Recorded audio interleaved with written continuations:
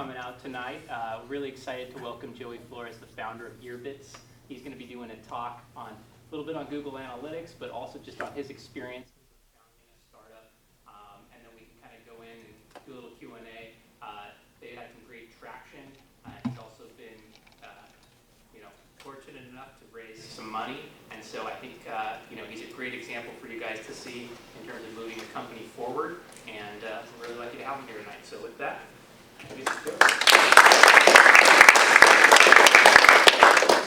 hello. I wrote this yesterday, and I usually like to practice a little more. So please bear with me if I read a lot off my notes. Stop me anytime if you have a question. I'm going to talk mostly about web analytics a little bit, and then I have like a halfway point where if it's totally boring and not applicable to any of you, we can stop and talk about something else. We went through Y Combinator, which it sounds like is not all that different from your guys' program, and I have some stories from that. So whatever you guys want to chat about, ask questions at any time. And again, if this gets boring, just give me like a weird look or something. All right? So my name is Joey, the founder of Earbits.com. To give you a quick background on myself, I was the director of business development for an affiliate network that was purchased by Experian in 2005. Shortly thereafter, me and my team took over, and we took the company from $19 million to $48 million in revenue in 2 years. During that time, I had a band with a good friend of mine, Yotam Rosenbaum. He graduated magna cum laude from Berklee College of Music. He was in charge of all of the music and musicians. I was the front man and in charge of business and marketing. And what we basically found is worldwide there are 12 million bands right now that can sell their albums, t-shirts, and concert tickets on the internet, but they still pass out flyers like it's 1985. There are hundreds of services for bands for marketing, but they basically sell pipe dreams of going viral or potential exposure, and we wasted about $30,000 trying all of them. So one day, Yotam, my co-founder, and I were stuck in traffic, and he was like, how do we do what you do during the day, but for music? And so we started talking about how bands and record labels are all just small businesses, and most small businesses we know use Google AdWords. But Google AdWords is not an effective marketing platform for music because you can't convey the quality of a band with text. So we started talking about how the closest thing there is to a music search engine is Pandora. You type in Miles Davis and you get Miles Davis and everything that's as close and relevant to Miles Davis as possible. But if Pandora is a music search engine, why are the sponsored advertising results commercials for cars and fast food? Shouldn't the sponsored results of a music search engine just be more music that sounds like Miles Davis? So that day, we came up with a better concept called Earbits. The concept for Earbits is that it's an online radio company where bands and labels with high-quality music can bid for airtime on a per-stream basis, similar to Google AdWords, and then use that guaranteed exposure to acquire fans and market their music, their live events, and everything else. We talked about this concept for 2 years before we finally had the guts to pull the trigger and say, look, we've been talking about this thing for 2 years. Either we're going to do it or we're not. So in January of 2010, we founded the company. That's 3.5 years ago. It's obviously been a crazy story leading up into now. Here's a shot of Earbits on the web. This was actually one of my favorite metal bands before we started Earbits. So you can imagine when they joined the platform, it was, man, this stuff is so exciting for me. But anyway, so now we have 11,000 bands. We've streamed 32 million songs for 2 million unique visitors, and we've spent probably less than a couple $1,000s on marketing. Today I'm here to basically talk about why the company should be and could be doing a lot better than it is. We need a lot more listeners. We need them listening to a lot more music, and if we don't show that we can grow our audience quickly and organically, we're not going to get the funding that we need to survive. So we believe that our new focus on the right metrics is going to make the difference between whether we survive or not. And I want to talk a lot about that today because basically focusing on the wrong things has been deadly to the company. And so I think it's important that people who are going to start a business understand how to analyze those things and make the right decisions based on data. If at any point you have questions, feel free to ask. Robert was saying, we've raised about $1.5 million in funding. We've been through Y Combinator. When we started the company, we had no bands, which meant no music and no listeners. So we had to solve a very complicated chicken and egg problem to get to the point where we have both. So there's a lot of things that we can talk about there. Basically with that, There's all kinds of metrics that you can track at your company, but the two I want to talk about today are vanity metrics and KPIs, which are key performance indicators. Basically, vanity metrics are like the total number of unique visitors you have, or the number of songs you've streamed, or the number of bands we have. So all those stats I just flashed up there, 11,000 bands, 32 million songs, those are vanity metrics. They're big, they sound impressive, but the problem with vanity metrics is they're heavily influenced by things that happen outside. They don't actually tell you what the health of your company is. You could get a great article in the New York Times that spikes your visitors for 1 month, which theoretically sounds great if you're monitoring your vanity metrics, but it doesn't mean your company's any healthier or that you've done anything that was productive or that the company is going to survive the next month. It probably means, in fact, your next month's going to look dismal. So with vanity metrics, you're basically looking at the what, but with key performance indicators, you're looking at the why. So why is our company growing or not growing? What's happening to our users? Things like that. For about 3 years now, we monitored our vanity metrics because most of the time when we speak to investors, they ask us about those. How many users do you have? How many songs are you playing? So we're always focused on those numbers, but the reality is it was helping us to make bad decisions. So we usually use Google Analytics to monitor all of these things. It's a great, powerful tool. It's free, and you can use it to basically monitor a lot of your web users' behavior, but it's typically good for looking at like total values. Here is a report that compares the total songs we streamed in July to the total songs we've streamed in June. You can see that they're mostly similar, but in fact, actually, we had a slight decline going into July from our June numbers. If you were just using Google Analytics to make decisions here, you might think that the company was in worse shape now than it was the previous month. But the reality is we could have had 30% fewer users that month who streamed 27% more music, and that's a healthier situation for our company, actually.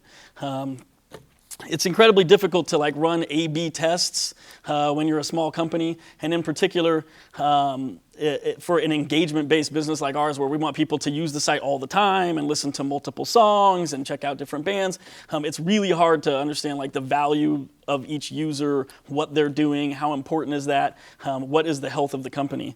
So what we would basically do is we would launch a feature and hope that the change in our numbers was so dramatic that it was obvious whether or not it worked, because we couldn't actually split our traffic and run a real test. The problem with that is, for example, if a French blogger decides to write about your company on the same day you're launching a new feature, which happened to us, and your user numbers go through the roof and so do your tracks streamed and everything else, yeah, it looks great. Then you realize it's a French blogger. You have no basis of comparing the day of like today's data to the day before, because you're dealing with a completely different set of users all of a sudden, and it's impossible to sort of understand what the actual impact of your product change was.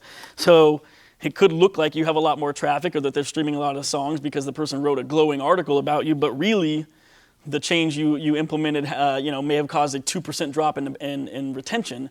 And not only would that be hard to see normally, but it's particularly hard to see if there are other things that are impacting your tests. There are other examples of why monitoring total values for your company can be really misleading. Basically, we have launched features before that we thought would increase the number of songs people listen to on our site. And in fact, actually for 3 browsers they did, but in Internet Explorer our site stopped working. And so when we look at the total values, we're like, wow, it didn't change engagement at all, but it actually like 75% of our traffic went up by this, but 1 quarter took a complete dump. And next thing you know, we have like very even looking numbers, but really we just have a broken website in one browser, and then we abandon a feature because we think it didn't work, when in reality it just didn't work for one group of people. So these are sort of the pitfalls you can run into if you're looking at the data in the wrong way. So about a month ago, we got tired of making these same mistakes over and over again, and I had made a decision to stop fundraising, which we have been doing for about 3 years now. It's pretty much impossible when you're raising money to think about anything else. You have to be willing to jump in a car or on a plane and go meet with somebody if it's a good lead. You are always answering complicated emails and producing different data for one investor than another. It's basically a full-time job trying to raise money. We've been doing it since we started the company, basically. But 2 months ago, we just decided we're going to deal with what we have in the bank and have me focus on the business. And all of a sudden, I'm like looking at all these broken things and going, this is insanity. We need to fix how we look at this stuff. So basically, decided to do a way better job of understanding our key performance indicators. It took me about a day of looking into our data to sort of figure out how we should even look at the health of the company. By the way, that was there on purpose. So basically, I had to put all this stuff into different formats and sort of figure out what was the right way to think about our business. It took me about 4 days to put together this spreadsheet that you're seeing just a part of here. First, I decided what KPIs we care about. What I wanted to know was the percentage of people who land on our site who actually turn on some music, how many tracks each unique visitor listens to, and the percentage of people who come back to our site a second or third time. That's pretty much all I wanted to track, but really, those 3 metrics are made up of all kinds of other factors. So first, I basically filled in all of the data from our website. Using Google Analytics, I was able to pull all these reports on a weekly basis and dump into there how many unique visitors we had, how many of them were new, how many of them were returning, who turned on music, how many tracks did they start, etc. So I'd pump all the raw data into there and then basically translate that into conversion rates and averages. So how many songs did a unique listener listen to, a unique visitor, and so on, and then monitor the change in that every month or every week. You have to do some interesting things in Google Analytics, like exclude outliers, like people who spend less than 1 second on your site or more than 10 hours probably should be taken out of the data so you can get a better idea of how your average users are behaving. So there's a lot of complicated things. Also, we found some flaws in Google Analytics where we would say we want to look at only new users and returning users, and those 2 things combined would actually total more than the total unique users. And then, so we would put into Google Analytics like, okay, I want to look at new users and also exclude people who are on their second visit, and suddenly it lost a bunch of people. And I'm like, wasn't it supposed to just be people who were on their first visit in the first place? So it's not the most reliable data, but luckily it's typically reliably unreliable. So at least if it's wrong the same way every time, it's still, you can make reasonable decisions. All right. So basically, once I had conversion rates and other KPIs identified, I started to break that down into different segments. So even though we're looking at better data here in terms of like what is the actual health of the users, how many songs are they listening to, how much, how many of them are actually turning on a channel, or are they having a hard time doing that? And like this is all better, but this doesn't solve the problem of three of my browsers work fine and one of them stopped working, and the numbers end up looking pretty much the same. You wouldn't be able to see that here. So I had to basically take all of this same data, but only for Internet Explorer users, and build a spreadsheet for that, and only for Firefox users and build a spreadsheet for that, and Safari users and Chrome, for Facebook traffic, for SEO traffic. So basically I want to take all of the most important areas that are either bringing us traffic or the technologies or platforms that our users are using and look at each one independently. So I have a different spreadsheet that looks just like this for our top 8 segments of traffic, and then I effectively turn them into a dashboard that allows me to monitor from week to week the health of our Chrome users, our Firefox users, and Internet Explorer. So for example, here you can see that we launched something, or maybe we didn't change anything, but in general, in this 4th week, conversion to listener for getting visitors to turn on music took a mild decline in Chrome. It went up for Internet Explorer, but in Firefox it took a dive. So we have to ask ourselves, why are people in Firefox suddenly having a harder time turning on music than they did before? So once I identify that problem, I create yet another dashboard, and I look at version 23 of Firefox against 22, against 21, and find out which version broke, because oftentimes it's not all of them. In this case, all I found out was there's a couple of versions that in general perform a little worse than other versions we have, and we got more traffic from them that week than the version that works better. So it really wasn't a problem, but that's also a time savings. I didn't have to have my tech team go and try to troubleshoot Firefox and figure out what was the issue. It was like, hey, we've always had slightly lower performance for this segment of browser, and we just got more traffic from people of that kind this week, which makes it look like it's unhealthy. But without these analytics, we would have never known that. We might have been digging into a Firefox problem that doesn't exist. Let's see here.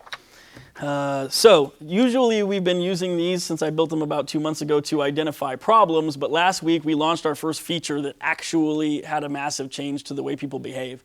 Launched a feature that we thought was going to make people listen to more music on their first visit. But in fact, they actually listened to 3.5% less music on their first visit. But what was crazy was they came back 15% more than before. They became return visitors at a much higher rate than we thought. And when they returned, they listened to a lot more music. And our returning traffic is so much higher that, in fact, overall, it was a 4% net win on how many songs we streamed since making that change. But had we only been looking at first-time listening, we would have thought that this feature was a loser. But by looking at all of these core metrics at the same time, we can not only see that there was some interesting impacts to other areas we wouldn't have expected, but that overall the net win was 4%. Here's the Google Analytics report for that exact same test. The results are not at all clear. It basically looks the same. You see this like blue line that's ever so slightly higher here, but you don't know if that's relative to traffic or anything else. So this is basically how unhealthy it is to sort of analyze these things without diving into what the actual makeup of these metrics are. So the change we made actually caused a decline in some areas and an increase in others. So how do we know whether it was a good change or not? Yesterday, basically I pumped all of the same numbers into a new spreadsheet and used it to predict where we're going to go over until December. So this is the current week. I put in the results of our changes here, and then just watch these numbers change all the way across and tell me what's going to happen to December if we keep this performance. Basically what we see is that immediately we got that 4.9% lift in songs streamed, but by December we're streaming almost 9% more music than we were before. So these sort of changes can compound over time. It works the other way too. You could get a small 2% decrease, not notice it, and by the time December hits, you've lost 5% of your traffic. So it's incredibly important to look at this stuff. Let's see here. The other thing that I did was basically plug in what would happen if we launched one feature every week, and one week one would work, the next week it wouldn't work, but this continued all year long, that half of the features gave us a net positive, half gave us a negative. But of course, if it gave us a negative, we would take the feature off of the website. So we only keep the wins. And so if every 2 weeks I was able to get a 2% win in 5 of our metrics, basically by the end of the year, we're looking at about 70% growth in the total amount of tracks we streamed. And to make it even crazier, by the end of 2014, we'd have 924% user growth, and we'd be streaming 29 million songs a month compared to the 1.5 we're streaming now.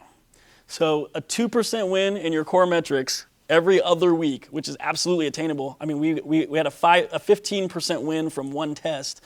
So to get a 2% win every couple of weeks, if you're iterating quickly, is absolutely doable. And it's the difference between streaming 1.5 million songs right now and in 14 months streaming 29 million. It's crazy. And by tracking this stuff, using forecasting like this, and using these KPIs, you can basically tell what you should be able to do by December, months in advance. Yes? So I know you're not fundraising anymore, but if you want to write a check, I'll take it. No, I mean, so when you go to an investor and you show numbers like this, Uh-huh. how skeptical might they be, or what kind of questions are they asking in reaction? Because for me, I look at statistics and I say, there's how much of that is random noise, what kind of, how robust are your analyses actually? And it's a 2% growth, but that could just be noise from week to week. Sure. So how much did it grow? Well, so I think it depends. So yeah, for example, one of the metrics I'm tracking here is new visitor growth, and I'm saying, well, every 2 weeks we're going to get a 2% increase, but actually that very little of that is up to us unless we're optimizing for SEO or something like that, which we're in control of. But in general, if we're just hoping we're going to get 2% more traffic from outside sources, I mean, it's a pipe dream. But if you can come to them and say, I think the main point with this is if you walk in with Google Analytics and say, oh, we've grown, and in fact I've done this, in the Q4 of 2011, we grew by 400%. In Q1 of 2012, I started going out and talking to VCs about fundraising, and I could tell them all day long we'd grown at 400%, but they knew it was because we got a bunch of traffic from a couple of sources. It wasn't going to last forever, and it didn't have anything to do with the company health. If you walk into a VC's office, I think, with a spreadsheet like this and basically say, look, every week we launch a new test, we track exactly these metrics, and over the past 3 months, Doing this, we've gone from here to here to here to here to here, and now look at the core metrics we're dealing with and the trajectory that the company is on. We're just going to keep doing what we did for the past 3 months forever. If they see that what you've been doing is like meticulously refining your key performance indicators and you are solving each of your individual business problems one at a time and very intelligently, they're absolutely going to, I won't make promises, but they'll put money in your pocket. If they know that you know your business like this and that you've proven that this approach is generating positive results consistently, they know that you can probably keep doing that. Let's see. That's pretty much all of the metric stuff I have. I have a ton more stuff we can talk about, but in general, I just figured I will leave it open to questions because I didn't prepare a whole lot. And in the meantime, if you're not asking a question, you can download our Android app and play it later at your convenience. You talked about the kind of first phase of your business whenever you spent a few $1,000s on marketing. What were the ways in which you acquired users in the beginning or got PR in those early days when you weren't going to spend a lot of money and, Yeah. trying to grow? So the only thing we have spent more than a few bucks on is PR.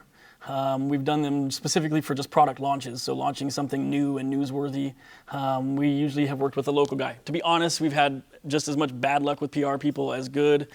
Generally, you can do better with PR if you just do it yourself and reach out to journalists and let them know who you are and that you're coming up with a product soon. I'd love to touch base, like build actual relationships. Essentially, there's a few ways we get traffic. One, every time a band gets approved for our platform, we send them an email saying your music's live and streaming on Earbits. For a lot of bands, that's a pretty big deal. Every band in the world wants to be on the radio. So we're kind of lucky in that sense. So when we send them that, we send them cut and paste copy for Facebook and Twitter and all their social networks to say, hey, you can now listen to us on Earbits Radio. Here's a link to our music. And we get traffic from that. We were one of the first launch partners of Facebook's Open Graph. So if you register for Earbits and you're listening to music, it's showing up in your ticker. They don't have the ticker anymore, but in general, we make it very easy for you to share your content on Facebook, what you're listening to. We have Twitter buttons so you can tweet what you're listening to. We actually get the most of our web traffic comes from the Chrome Web Store, which is basically like an app store for the web. All we do is basically point to our website and call it an app, and we get an insane amount of traffic from Chrome. It took a long time to get to there, but now we're kind of listed as one of the most popular apps, which sort of feeds itself. So basically getting in early in growing platforms like Facebook was pretty key to what we've done. But in general, so now we get like 50,000 new people to our website every month. The only reason it's not growing is because we're not doing a good enough job of keeping them on the site once they get there. So yeah, but does that answer your question? I don't know, sorry. Sorry. This isn't super related to what you're talking about, but I was curious. We've heard other presentations in the past where people talked a lot about the back end and the decisions they made for hosting and things like that. And I was just wondering if you could speak a little to that. I can speak a little to that. I'm not our technical person, but we use Amazon EC2. We are a Rails app.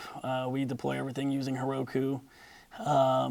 And a lot of our backend technology is backbone.js. Our developer happens to be like an expert at that, thank God. And yeah, that's almost everything I know. Oh, and we use MongoDB, and we deploy, we manage that through Mongo HQ, which is another Y Combinator company. Okay, thanks. Is that helpful? Well, do you know much about the decision process? Were there other people you looked at, or the other guy? We had a co-founder originally who was with us for like 3 years. He made most of those decisions, and I don't know quite enough about how he came to those decisions. In retrospect, I don't know that all of them were the perfect decisions either. It's actually really hard to find developers for some of the technologies we use. So I think that's one thing I would really be careful about, particularly in Los Angeles. You're using like super cutting edge stuff, Rails, Backbone, and then like there's all like 5 developers in LA who even know how to use those things. So it gets really competitive. So all of what you've been talking about is like utilizing data to be able to make your decisions for the business. Yep. When you were really young in the business and there wasn't all that data coming through yet because you had a small user base and you were doing your first versions of the platform and everything, Yep. what kind of data could you grab, or did you just not have to use any at all because there were so few users that it was really not statistically significant or anything like that? I think it depends on like the perspective you're coming from in how you're building your product. If you are, for example, a teacher who has had a problem with managing your classroom or whatever, and you're building a tool for yourself, it's much easier to build a product. You don't need a ton of customer feedback because you're like, I want to build it the way I want, the tool that I need. And also at the beginning, I think we probably should have been monitoring the same types of metrics. What percentage of people who land on our site turn on music? We could have been monitoring that from day one. I mean, probably the first month we launched, we had like 5,000 unique visitors a month on average. And that's more than enough to know whether they're turning on enough music and how long they're spending on your website and things like that. So I think we could have been monitoring those things. And early on, probably doing such a horrible job that any test you do can really move the dial. So like it doesn't, at some point you're so good at what you do that you're looking for that 0.5% win on some metric because it makes a huge difference to the business. But at the beginning, it's like you could change your landing page copy and have a 25% improvement on a particular metric. So I think you should still be tracking pretty much the same things, maybe fewer things. Because like at some point we will switch and stop monitoring like such micro things on these and look more at like lifetime value of a listener, how many months are they with us. But right now it's just like they're leaving in 5 days, so that really doesn't matter to us. So we were really focused on these things. But I think we probably could have been monitoring these from the very beginning and seen big changes. Yeah. Can you talk about the concept that you came up with, Groovies? Sort of like a gamified social currency, and so what was like the aha moment behind that, and then was that one of the key features that you guys thought that led to that growth? Yeah, so basically, we have this problem where we have a radio-style website where you can turn on a channel and listen to as much music as you want, but we want people to fall in love with the bands. The bands are our clients, and we want people to like create strong connections with them, and that comes from listening to the same band over and over again, checking out if you hear something you like and you want to listen to their entire album, we should let you do that because that's how you're going to become a fan of that band. But there's a lot of stigma in the music industry about the difference between a radio service that helps people discover your band and an on-demand service where I can listen to your entire album without paying for it, like Spotify. And there's just a very huge difference in what the industry expects to be compensated in terms of a radio play versus one that's on demand, where they feel this eats into their sales and this does not. So we wanted to give more flexibility to the listeners to listen to albums and tracks that they had saved because we felt like it would actually improve the way that they interact with the bands. But we didn't want to give away the farm. We didn't want all the labels to be like, whoa, I signed up for a radio program and now you're letting people listen to my entire album. So I was explaining this problem to this guy, Roger Dickey, who is the creator of Mafia Wars. And he was like, well, you can trade things that are valuable to the company or to the bands, like actions people can take to earn something that then unlocks this feature that you don't want to give them. And I was like, oh, okay. So we thought about it for a long time, kicked it around. It seemed like kind of a cool idea. Ironically, we decided to do it. We built almost all of it in the week before we launched. I asked him to take another meeting to take a look at what we had built, and he's like, I don't think you should do this. And I was like, what? What are you talking about? We already built it. And so basically what we did is we created a currency called Groovies. Whenever you become a fan of a band or join their mailing list or recommend their song to a friend, you earn credits. And then whenever you play a track or an album on demand, you burn up your credits. That way, if people are listening to your albums on demand, theoretically you're going to get more value from them because they are forced to engage with the community in order to get those credits.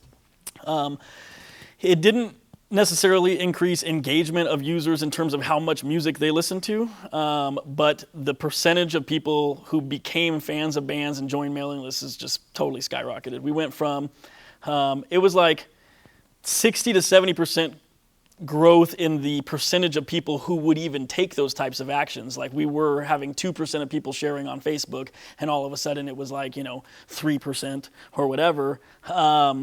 But the number of mailing list signups we got went up 267%. The number of Facebook fans we were generating went up 101%. So people just start taking those actions all the time. We went onto Twitter after we launched it, and not only is there like way more activity, people sharing tracks to earn credits, but actually I found people like complaining about like they didn't get their groovies. I was like, man, we just created something that doesn't exist, and people are complaining because they don't have it. It's awesome. So it was kind of a really weird experience, but we really want to do more with the groovies, and like you could use our mobile app to check into a concert for one of our bands and get like tons of groovies for doing that, or buy a t-shirt and we'll get the merchandising company to let us know when a purchase is made, give you rewards for that. So that basically the two benefits are encouraging people to support the bands, and the second benefit is that if we can get these numbers, if we can use these numbers as a reason for companies or people to report back to us their purchases in support of the band that is offline, then we can actually roll that into the band's statistics inside their account and show them the value we're creating in ways outside of our own platform so that they know how much they should be spending on Earbits airtime. What was it like going through Y Combinator? It's awesome. It's definitely worth what you give up in equity. It's an incredible experience. It's super stressful. You get into a program where there's like 43 companies in this program. If you have tried to raise money, you'll realize how incredibly difficult that is. And then you come to this realization that you have like 90 days before you're going to be in front of like 400 of the best investors in the world. And everything you accomplish between day one and that day dictates the outcome of your demo day experience. How much time are you going to save? How quickly are people going to invest in you? All of these things come down to how much can I accomplish in the next 90 days. So you feel like you're under incredible pressure. You're like, I have to look as good as possible on demo day. And then the very first time you go into the YC room for like one of the like previews where every company shows the other companies what they're working on, you realize your company is dog shit. Like everyone is ridiculous. Like some of them, I had one guy who was like, does anyone know how to use Google Analytics? I need some help. And I was like, yeah, I'll come in early for the dinner and I'll help you. So I came in, I was showing him stuff, and I was looking, I was like, Jesus Christ, this is how much traffic you guys have? He's like, for our most recently launched school. And I was like, oh my God, this is humiliating. Like, it's so terrible. So then you're like halfway through the program and realize that even though your company is probably impressive compared to at least 10 companies in there, you look like, like a joke. It's crazy. And yeah, in general, it's kind of fun. I mean, you make a lot of friends. The alumni network is by far the most valuable thing that you get out of it. I mean, like to this day, if I need to talk to an executive at Ticketmaster, I literally just blast the YC list and say, does anyone know the head of X at Ticketmaster? And I've probably asked for that 8 times, and only like twice was I not talking to the CEO of the company the next day. So it's the power of the Y Combinator network is just ridiculous. I mean, it's a ton of incredible companies, and everyone sort of feels this need to give back to the next batch because other people help them, and it's awesome. What was it like trying to land like a deal with record labels, like as a startup? You know, that seems like a really daunting thing, and a lot of times, or I don't know exactly what you guys did, or if you had to do that, but you guys obviously had to get the licenses, right? Yeah. So I mean, you know, like, do you have any tips for, doing the kind of impossible biz dev deal for these startups? Yeah, so we kind of fell into it. We thought that eventually labels would want to use the service. We thought it would take a long time to get there. Our plan was to work with independent and unsigned bands until the platform was big enough for that to work. Before we even launched the website, we needed music. Like, we couldn't even turn on the website without having music. And so we had to convince bands we were one day going to exist and to give us their music and to take the time to sign a licensing agreement and all this stuff. So we just first started emailing all the bands we knew, which, because my co-founder went to Berklee College of Music, was a lot of people. But then at some point he started emailing friends like, hey, like, give me your album, we're gonna build this radio site. And they were like, hey, I'm signed to this label, talk to them. And so he just started doing that.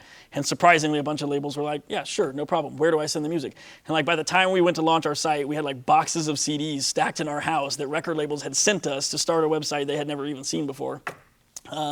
So I think the thing about solving sort of that chicken and egg problem is that you have to start with people who really, really need your service. Like they're dying for your service to exist, and like just telling them that you're going to build it is enough for them to be like, fine, please help me.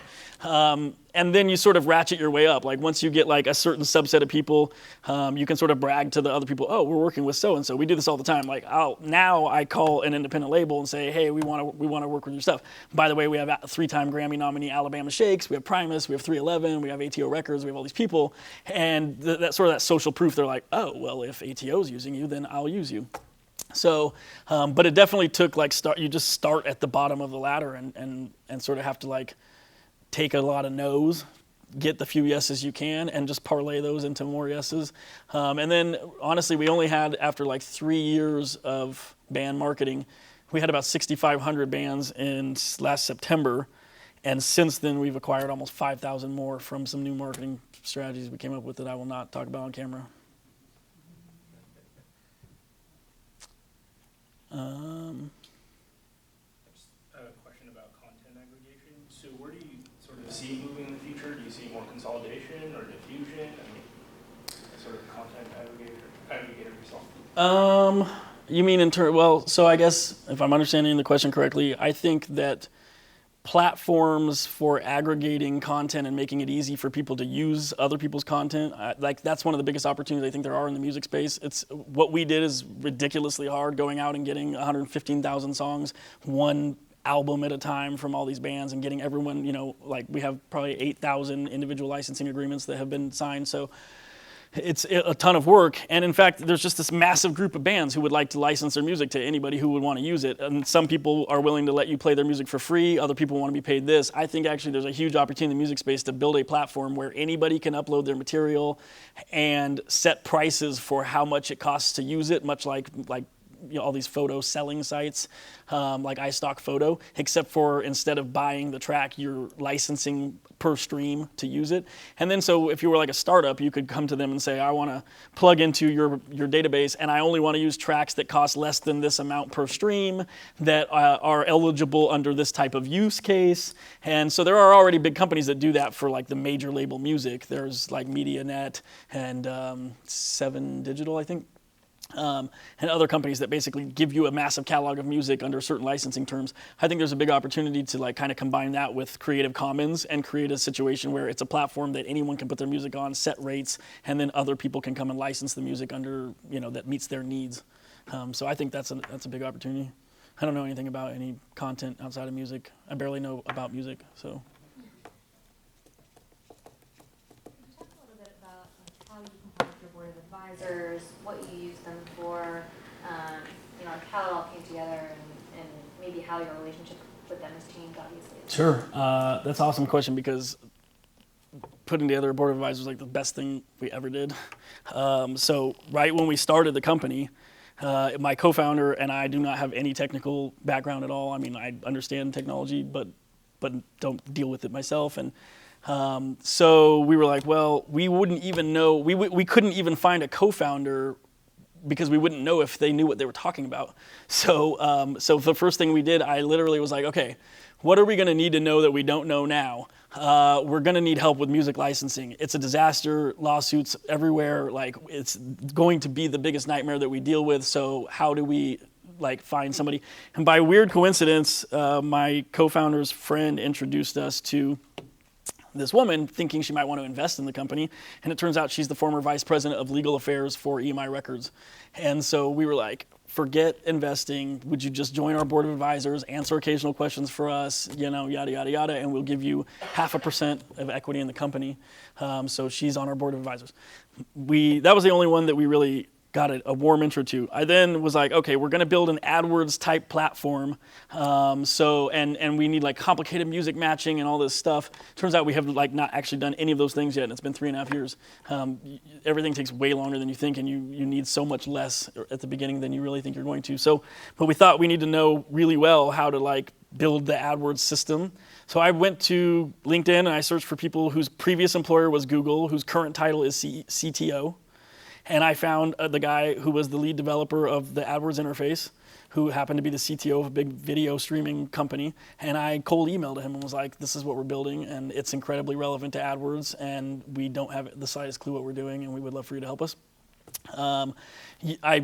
I closed, one or two people we did know first, and then basically said, these people have already joined the board. Here's their credentials. To be honest, actually, I have an entire blog post all about including the form letter we use and everything on our website.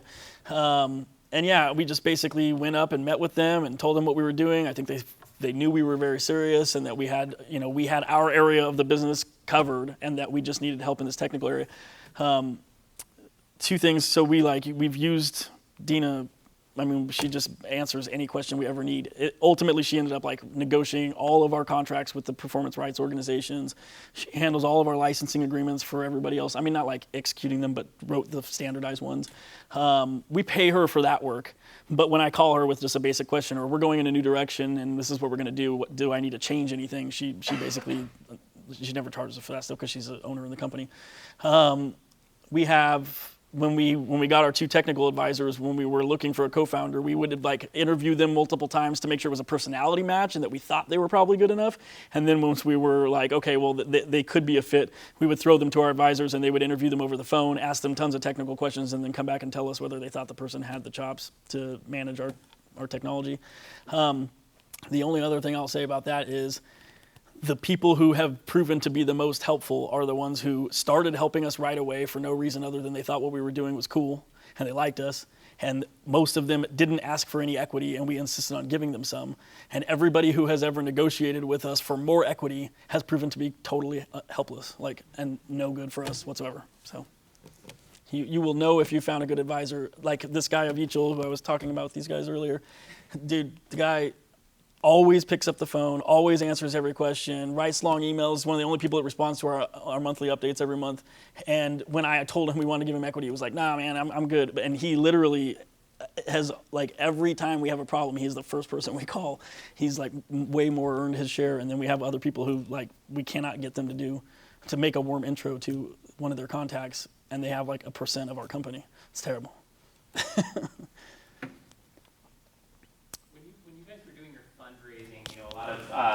A lot of people here are concerned about trying to find that first investor or that anchor investor.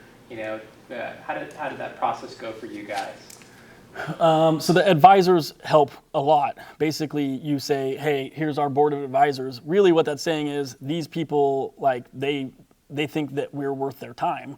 And for a lot of people, that's a lot. Particularly if you have really great advisors who are not angel investors, then being your advisor is the best validation you can have from that person. So the board of advisors really helped. Then we went and raised money from friends and family. To be completely honest, we did not raise a single dollar of money that wasn't from somebody we knew until we got into Y Combinator. We couldn't get any meetings with any investors. No one would write us a check, including we had one pretty warm guy who was a friend of my co-founders. It wasn't until we got accepted into Y Combinator and called him drunk, telling him, we're in. And he was like, okay, so send me the paperwork for the investment. And we were like, yeah, all right, figures. We did. It wasn't until we got into YC that we started being able to raise outside capital, which is kind of scary because obviously it's really hard to get into those programs. And closing that first person, I don't know what to tell you because it didn't happen for us until we were at demo day, basically. One thing I could say is that demo day definitely accelerates that progress. And there's 3 accelerators that are here in LA that are incredibly good. Amplify, Mucker Labs, and Launchpad are all awesome programs. I definitely would recommend, any opportunity you get to work with other companies, have a bunch of advisors, be rubbing elbows with investors. It's really helpful.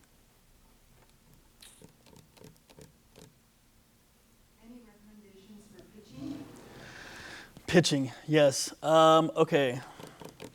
So I pitch very differently than everybody. Paul Graham at Y Combinator was like, no, you basically thought my approach was horrendous. And then thankfully every investor on demo day told him ours was the best pitch of the whole batch. So basically there's a few rules. I tend to like take more of a storytelling approach, but that's just because I am more of a storyteller. If you're a very analytical person and you have great data, you might want to do that. I think the number one thing is you should pitch in the way that you are most comfortable with, because being comfortable and confident is probably the most important thing. So if you're not a good storyteller, don't get up there and try to tell jokes. Like, you're going to do a horrible job. So I think know sort of what approach you want to take. So one of the things, like as an example, I'm this type of person that likes to sort of mitigate future problems by making sure I say everything I want to, knowing what someone else's rebuttal is going to be. So the reason why Paul Graham hated our presentation was because he wants you to, in the very first sentence of your pitch, say, here is what we do, and then go into more detail. And I was like, dude, no one invests in the music space that isn't absolutely out of their mind. And if I say we are an online radio platform for independent bands, all I'm going to see is a bunch of investors looking at their BlackBerries for 2.5 minutes while I'm trying to talk. So I literally started with a story of how I met my co-founder, how we had the band, all of the things we did, how we met all of this stuff. And I told this entire long story about like why it was so incredibly painful to market our music. And then I started talking about Google AdWords and how, Pandora is just a search engine, all this stuff, like basically a longer version of what I told you guys. And then at some point I said, so we're building a bid advertising platform for musicians where they bid on a per song basis. Our margins are 91%, all this stuff. And the investors were like, oh, like that makes total sense. Obviously, it's incredibly hard to market new bands. Like, it's a huge problem. And usually these solutions suck, but why wouldn't it work to make a Google AdWords of music? So by the time we were like literally in a 2.5 minute pitch, I did not say what we did until 1.5 minutes into the pitch. And but it was because I knew that if I said early on without context what we did, people were going to immediately jump to all these conclusions about their own opinions of whether or not this is a good industry or if whatever. So yeah, I think the other thing, like, pictures only, no words on your slides. Seriously, the last thing you want people reading a bunch of stuff on your slides. Most of these tips you can find out, but I think the most important one is just knowing what style of communicator you are, what the strengths of your company are, what things you should be talking about, and just picking those things and doing what you feel like is the best thing to do. You mentioned earlier that you said you weren't doing it good enough to keep your users. Yeah. What are some of the things that you wish you would do to keep them and sort of like increase the LTV? I mean, like, no-brainer things that we're not doing that, like, I know will probably help is, for example, we send out 2 newsletters a week to all of our listeners recommending new music. They're not customized at all. I get soft rock recommendations just like you do, and it's pointless. I don't read them anymore because all I like is metal and funk, and it's just hardly ever relevant to me. But it's really hard to like pay attention on the website to what somebody listens to and then deliver to them exactly like customized recommendations for music. So we haven't done that yet, but I think it would increase retention tremendously. We're actually in the process of rewriting our music algorithm. At the beginning, we didn't have very much music.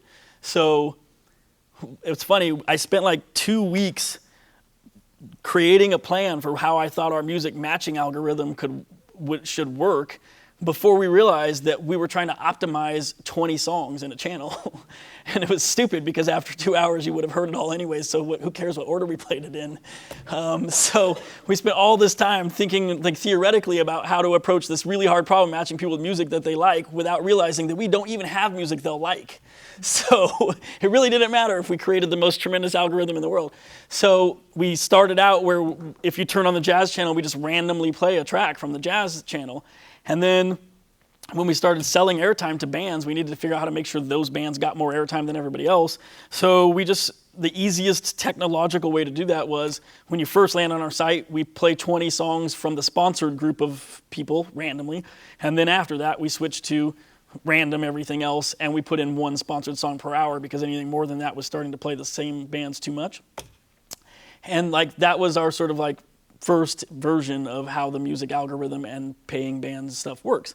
And now it's been like 2 years and it still works that way. now we have like 115,000 songs in our catalog, and we have Grammy winners and platinum artists, and yet still, when you come and turn on the jazz channel, instead of playing Ron Carter, who has recorded like 2,500 albums, 12 of them with Miles Davis, we play some random jazz band you've never heard of that may or may not be some of the best material that we have. So right now, the number one initiative on our table is rewriting the music algorithm to play the very best material for brand new users, and then slowly play a higher percentage of sponsored content for them over time, which is, I think, going to make the biggest impact to our metrics that we have ever had. Hopefully. Yeah, we're literally starting that now, and then hoping we'll have some progress in like 6 weeks. But even that, we have to break down into chunks. Like the first version is just play the top 20 songs for a channel for a brand new user, and then that's it. Go back to the old thing, because we have to like make sure that works. And there's just, you have to really break these things down into small, manageable tasks. From a mobile perspective, because you're talking about your Android app, what channels have you found to be the best to pursue with marketing your app? So right now we only have an Android app. We managed to get a lot of press by just reaching out to a handful of people who reviewed other music apps, and for some reason those turned into reviews by people we hadn't contacted. So we got lucky in that regard. The number one driver of mobile app installs for us is that everybody who comes to our website on a mobile device, we redirect to the Play Store. And that probably makes up like 99% of the people who are finding us right now, which obviously we only can do because we have a ton more web traffic than mobile traffic. If you're starting from the standpoint of we don't have a website, we have an app, I have no idea how to market that. I mean, honestly, like we're just looking to figure out how to use our website better to get people to the Play Store for the mobile app, but I don't really know much about mobile marketing yet. We launch iPhone in probably 6 weeks also. And yeah, I'm hoping that just, again, our web traffic is enough to kind of push those numbers at first, but yeah, we need to figure it out pretty quickly. Sorry, can't be more helpful. What? I'll get your email. Okay, cool. My email is just joey@earbits.com if anybody ever has a question or. You said you've done only a few $1,000s in advertising so far, which is somewhat ironic if you're an AdWords kind of play on music. Do you use AdWords in Google at all? I mean, are you actually, what SEO do you use, and what do you find to be most valuable? Yeah, so we get, so SEO is more like optimizing the site for organic results so that you appear on the left-hand side, and then AdWords, or paid search, which is SEM, search engine marketing, is the paid stuff is on the right. We have been doing that, but we found that buying traffic of new users did not produce the kinds of users that were engaged. But now AdWords has this remarketing program where anyone who has already come to our site, you can create rules, like the ones that are working the best right now is if someone has bookmarked a song on our platform, then when they're out browsing the web and there's an AdWords, and AdWords happens to be on that site, they will get an Earbits ad because they've been to our site before and bookmarked a track. If they spend more than 20 minutes, we put them into a customer segment, and we're buying ads for people who have done that. So it's called remarketing. Basically, they hit our site, they walk around, they touch our Google Analytics, and then when they're out on some other completely unrelated site, but AdWords is there, it goes, oh, these guys have been to Earbits, let's show them that ad. And that's working really well. It's costing about the same amount as an AdWords ad for a new user costs, but these users are spending 40 minutes to an hour and a half on our site, whereas the new people were spending like 8 minutes, which is not enough for us. We spent money on PR. We spent money on StumbleUpon. It's if you just want to boost your traffic numbers and don't care about people spending, don't care about the quality, it's good, but that's about it. In general, we would definitely like to be more of a marketing company, but the problem is basically that we can't find anywhere where we can buy traffic for anything cheaper than like 40 cents a click. And let's say 1 out of 5 people actually spends any time on our site. We're basically spending $2 to get them to our site, and on average, maybe they'll listen to like 5 hours of music. We monetize, let's say, 30 songs during that time at 3 cents, so we're making like 60 cents or whatever, or 90 cents, but we spent $2 to get that person to spend any time on our site. So it's just not equitable at this point. But at the point where we fix the site and people on average come there and listen to 20 hours of music and become loyal fans, and we are able to generate $3 in profit from them, then it gets much easier. And also, we don't have really the budgets to do the kind of optimization that's necessary to be good at AdWords. You really need thousands of dollars to like dive in there and really optimize keywords and let things happen and make mistakes. And we just can't afford to make mistakes. We make enough already. Is there anything that keeps you up at night?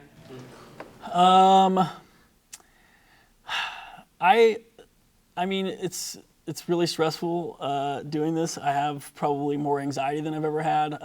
It's pretty grueling, but I tend to be not a worrier. In fact, my co-founder, like at one point, was like, "Dude, it really annoys me that you're not worried." And I was like, "I'm scared shitless, but there's no point in worrying. We're doing everything we can, and I also just believe it will work." So I would only worry if I thought we were going to fail, and I don't think that, so I don't worry. But in general, things that keep me up at night, we have never had more than like 8 months of money in the bank, and we have 13 employees, and it's scary. That's easily the scariest thing, is running out of money. And it's really hard to raise money for this type of business. There's just a lot of reasons, but in particular, music is an industry that VCs and other people tend to shy away from because of all the lawsuits and things like that. So it's particularly difficult, and we need stellar. If we had the same results that we have in any other industry, we'd have like $8 million in the bank. I promise. But because we're in the music space, it's just much harder. Anybody else? Will you make these slides available? Sure. Yeah. And also, I mean, yeah, as long as you guys keep it to yourself, I can send you our investor deck, and you can take a look at that. I also help people craft their investment pitches a lot, because I've just done this an insane amount of times. It's embarrassing how many investors I've had to talk to. So, yeah, I'm happy to help. Thank you very much. You got it. Thank you.